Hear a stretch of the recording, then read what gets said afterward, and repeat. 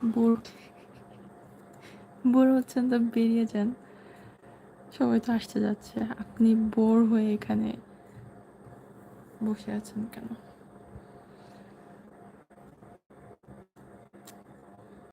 Bore হলে funny কিছু দেখেন বা ঘুমাই যান।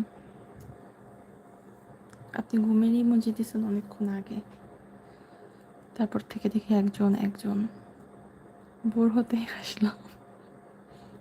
ভালো, ইন্টারেস্টিং বিষয়টা, কিন্তু অনেক মানে বোর হওয়ার জন্য বোরিং লাইভে আসে।